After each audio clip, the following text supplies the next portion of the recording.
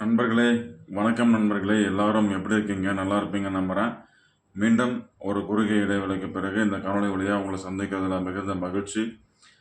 இந்த காணொளியில நம்ம எத பத்தி பேசவிருக்கோம் அப்படின்னா நண்பர்களே, இங்க கொடுக்கப்பட்டிருக்கக்கூடிய இந்த புகைப்படத்த பாருங்க.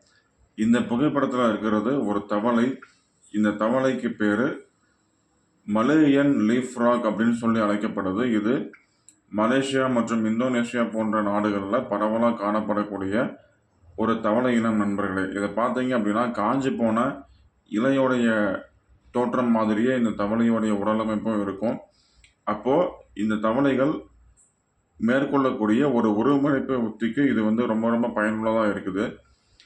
எப்படின்னா, சப்போஸ் காஞ்சு போன மரங்களுடைய இலைகளுக்கு நடுவுல இந்த தவளைகள் போய் மறைஞ்சிருச்சு அப்படின்னாக்கா, அந்த இடத்துல இந்த தவளை இருக்கிறதே தெரியாது. நல்லா ஒருமுனைப்பாயிரும். அப்போ இந்த தவளைக்கு அதனுடைய இரையை பிடிக்கிறதும் எளிமையான ஒரு செயலா அமைஞ்சிரும். அது போக தன்னை வேட்டையாட வரக்கூடிய எதிரிகள் கிட்ட இருந்து தன்னை பாதுகாப்பு பண்ணிக்கிறதுக்கும் இது ரொம்ப ரொம்ப பயனுள்ள ஒரு ஒருங்கிணைப்பு உத்தியா இருக்குது. இது இந்த இயற்கையில இந்த மாதிரியும் உயிரினங்கள் இருக்க தான் செய்யுது நண்பர்களே. இந்த காணொளி உங்களுக்கு பிடிச்சிருந்தது அப்படின்னா உங்கள் நண்பர்களுக்கும் உறவினர்களுக்கும் இந்த காணொளியை ஷேர் பண்ணுங்கள்.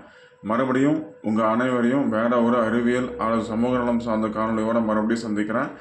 நன்றி, வணக்கம். நான் உங்கள் கௌதம் கணேசன்.